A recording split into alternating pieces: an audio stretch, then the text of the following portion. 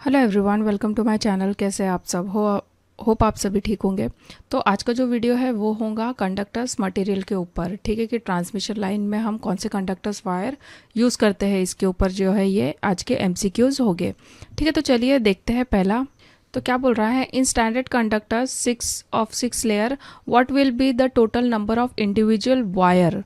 ठीक है, तो सबसे पहले देखते हैं स्टैंडर्ड कंडक्टर्स होते कैसे हैं। तो ये होता है स्टैंडर्ड कंडक्टर का मैंने एक इमेज दिया हुआ है। ठीक है, तो इसमें क्या होता है, एक बीच में एक सेंट्रल वायर होती है, बीच में एक सेंट्रल वायर होती है और उसी के ही अराउंड जो है ये छोटे छोटे छोटे छोटे वायर्स होते हैं। ठीक है, इनको जो है लेयर्स में लगाया जाता है। तो हमारे पास अभी कौन सा है, कंडक्टर ऑफ 6 लेयर। ठीक है, तो ये हो गया थ्री लेयर का, और इसी के ही बाद मतलब और अगर ऐसे ऐसे लगा दिए जाए तो ऐसे टोटल कितने रहते हैं, 6 layer around this central wire. और अगर लेयर की संख्या या फिर नंबर ऑफ वायर्स अगर आपको निकालने हैं तो उसका फॉर्मूला क्या हो जाएगा, 3n+1+1।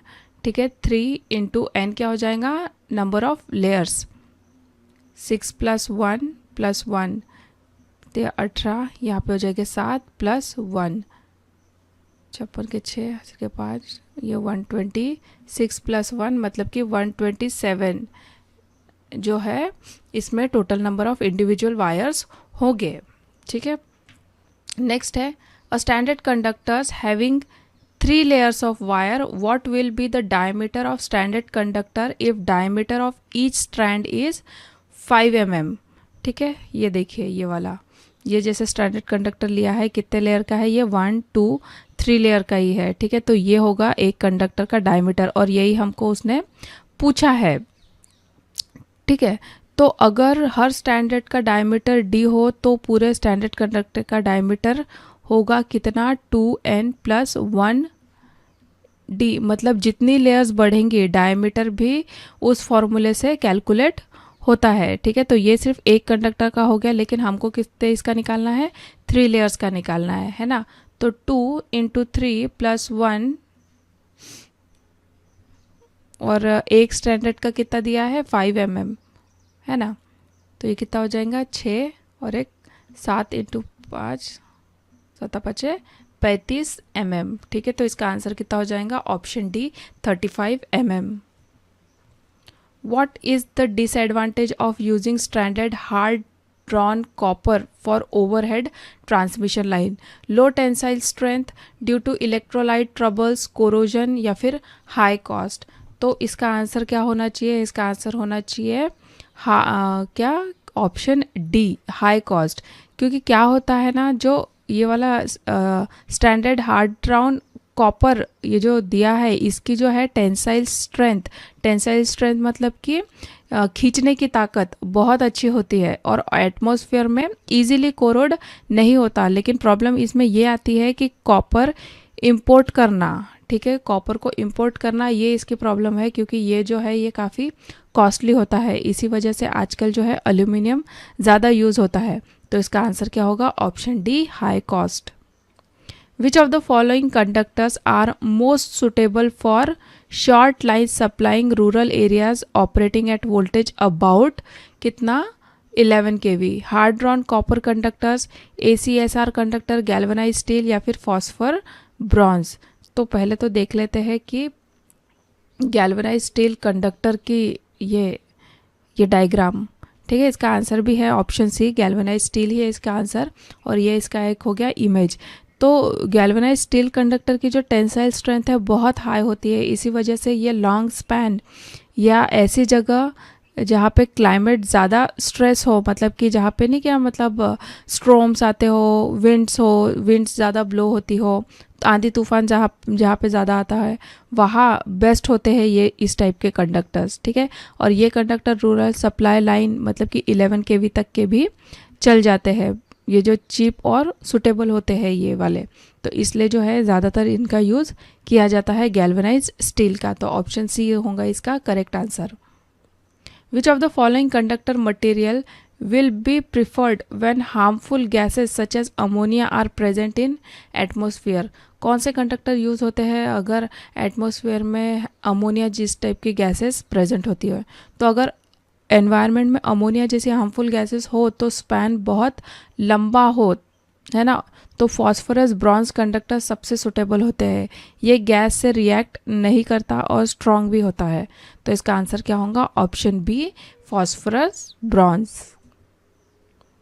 What is the amount of corona losses in ACSR conductor in comparison to copper conductors? Low है, हाई है, सेम है या फिर नो कोरोना लॉसेस? तो सबसे पहले देख लेते हैं कि कोरोना लॉसेस मतलब कि होता क्या है ना। अगर सिंपल एक्सप्लेनेशन देखें तो जब हम हाई वोल्टेज लाइन जैसे कि कितना 132 केवी या फिर 220 केवी और 400 केवी पर बिजली भेजते हैं तो तार में मतलब कि कंडक्टर्स के चारों ओर जो है हवा भी बिजली से प्रभावित हो जाती है। अगर वोल्टेज बहुत ज़्यादा हो गया हो तो हवा जो है क्या होती है? आयोनाइज हो जाती है, मतलब हवा के मॉलिक्यूल्स टूटकर छोटे छोटे चार्ज पार्टिकल्स बन जाते हैं। इससे कंडक्टर के चारों ओर जो है नीली कलर की रोशनी मतलब कि ब्लूइश ग्लो दिखता है और हिसिंग जो नॉइस है वो भी होता है इसमें, और ओजोन गैस की भी जो है स्मेल आने लगती है। ठीक है, इसी प्रोसेस को हम कहते हैं क्या? Corona effect. ये देखिए, एक मैं दे रही हूँ इसमें, ये देखिए, ये होता है कोरोना इफेक्ट। और एक इमेज मैंने डाला है, एक रियल इमेज। ये देखिए, इस टाइप का जो है ब्लूइश ग्लो इसमें जो है दिखता है हिसिंग साउंड के साथ।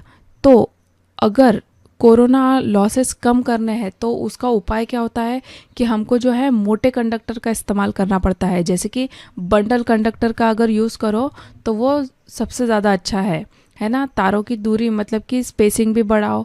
स्मूथ और साफ कंडक्टर जो है अगर इस्तेमाल करते हैं तो वो बेनिफिशियल होता है, इससे जो है कोरोना इफेक्ट कम हो सकता है।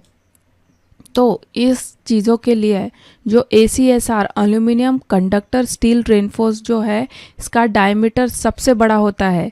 सेम रेजिस्टेंस के लिए जब आप डायमीटर बड़ा होता है तो कोरोना लॉस कम होता है ना। अभी हमने यही देखा कि कोरोना लॉसेस अगर कम करना है तो कंडक्टर का डायमीटर जो है वो ज़्यादा होना चाहिए। इसी वजह से ACR कंडक्टर ट्रांसमिशन लाइन में जो है वो काफ़ी पॉपुलर है। तो इसका आंसर हो जाएगा क्या? ऑप्शन ए, लो। नेक्स्ट है, what is the advantage of cadmium copper over hard drawn copper? Higher conductivity है इसकी, हायर टेंसाइल स्ट्रेंथ है, लो कॉस्ट है, लो कंडक्टिविटी है। तो कॉपर में अगर 1 या 2% कैडमियम ऐड कर दो तो उसकी जो टेंसाइल स्ट्रेंथ है लगभग कितनी परसेंट बढ़ जाती है? लगभग 40% जो है बढ़ जाती है। कब? अगर 1 या 2% अगर आप उसमें कैडमियम ऐड करते हो तो कंडक्टिविटी थोड़ी और इसी की वजह से क्या होता है, कंडक्टिविटी जो है वो थोड़ी सी कम हो जाती है, लगभग 17% तक की जो है वो कम हो जाती है। लेकिन लॉन्ग स्पैन और स्मॉल क्रॉस सेक्शन के लिए ये इकोनॉमिकल हो जाता है। ठीक है, तो इसका आंसर क्या होगा? Option B, high tensile strength. In extra high voltage line which conductor material is use for ground wire? ठीक है, ध्यान से पढ़िए। कौन सा कंडक्टर हम यूज़ करते हैं ग्राउंड वायर के लिए? To provide above the line conductor for protection against lightning. Hard drawn copper, cadmium copper, stranded galvanise steel या फिर ACSR। ठीक है, तो ये क्या था? ACSR तो हम ये कोरोना को कम करने के लिए करते हैं, है ना, ये हमने देखा था। तो अभी गैल्वेनाइज स्टील वायर की जो कंडक्टिविटी होती है वो बहुत ज़्यादा पुअर होती है। मतलब कितना परसेंट होती होंगी वो? लगभग 30% ऑफ कॉपर के बराबर। ठीक है, और eddy current plus hysteresis loss भी जो है इसमें ज़्यादा होता है।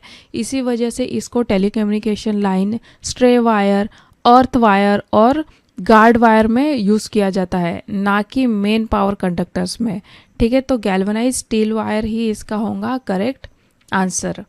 ठीक है, ग्राउंड के लिए हम कौन सा वायर यूज़ करते हैं? Stranded galvanise steel. ये देखिए, ये होता है अर्थ वायर। ये बिल्कुल रियल इमेज है, ये टॉप पे है, ये अर्थ वायर। इसको बोला जाता है क्रॉस आर्म्स और ये होते हैं कंडक्टर्स। ठीक है, ये होते हैं डैम्पर्स। इनके बारे में भी जो है हम अभी पढ़ेंगे। Which of the following conductor is needed to use with short span? ACSR conductor, all aluminum conductor, hard drawn copper conductors, cadmium copper conductors. तो अल्यूमिनियम कंडक्टर की जो टेंसाइल स्ट्रेंथ कम होती है और इसका एक्सपांशन कॉपर से कितना 1.4 टाइम्स जो है ज़्यादा होता है. मतलब सैग का मतलब क्या होता है, जैसे सिंपल भाषा में बोल सकते हैं क्या, ढीला है ना, ढील भी ज़्यादा होगा. इसलिए aluminium conductors low voltage distribution line के लिए शॉर्ट स्पैन मतलब कि कितना 65 मीटर तक के जो है इसको यूज़ किया जा सकता है. स्पैन क्या होता है? स्पैन होता है दो इलेक्ट्रिक पोल्स या फिर टावर के बीच की दूरी, यानी कि एक कंडक्टर को एक पोल से दूसरे पोल तक के जितनी लंबाई में लटकाया जा सकता है उसी को हम स्पैन कहते हैं, है ना. मतलब कि समझ लो दो पोल के बीच की दूरी को ही हम स्पैन कहेंगे, और ये होता है सैग. तो इसका आंसर क्या हो जाएगा? इसका आंसर होगा option B, all aluminium conductors. Which of the following wire is use as stay wire? ठीक है, तो पहले देख लो कि स्टे वायर होता क्या है ना. ये हो गया, देखो ये हो गया इसका इमेज स्टे वायर का. तो स्टे वायर पोल्स और टावर को सपोर्ट करने के लिए यूज होता है. ये हमेशा हाई टेंसाइल स्ट्रेंथ का होना चाहिए, इसलिए standard galvanise steel wire, stay wire और अर्थ वायर के लिए बेस्ट मटेरियल होते हैं. ठीक है, हमने ये ग्राउंड वायर के लिए तो देख ही लिया था ये वाला, और किसके लिए, अब अर्थ वायर के लिए भी जो है ये बेस्ट होते हैं, एंड स्टे वायर्स के लिए भी.